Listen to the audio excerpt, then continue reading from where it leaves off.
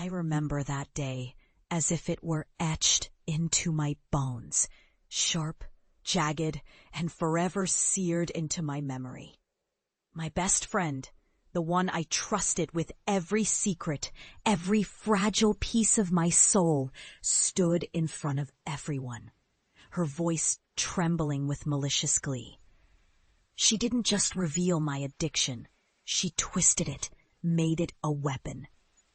She claimed I borrowed money from my family, that I was a disgrace, a failure, unworthy of respect or love.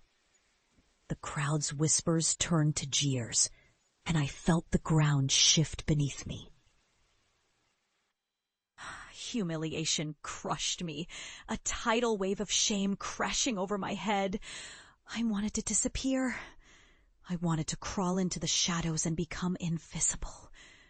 For months after that betrayal, I carried the weight of their judgment like an anchor dragging me beneath the surface of my own life. My family's disappointment was a dagger, their words echoing that I was broken beyond repair.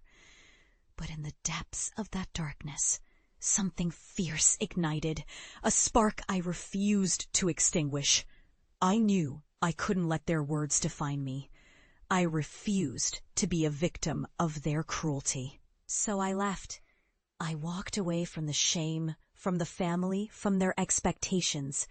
I threw myself into the fire of my own resolve. I faced my addiction head-on, confronting it with brutal honesty and relentless discipline. Days blurred into nights filled with sweat, tears, and determination.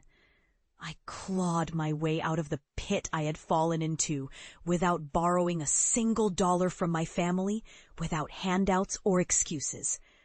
Every penny I earned, every ounce of strength I summoned was my victory. I transformed my pain into fuel, turning public humiliation into silent motivation. Years passed. I built a life I could be proud of. One rooted in integrity, independence, and resilience. I broke free from the chains of addiction, not just to substances, but to the shame they tried to impose on me. I achieved financial independence, not through the failures they thought I'd never escape, but through sheer grit and unwavering focus. I proved that their accusations were lies, lies that only fueled my ascent.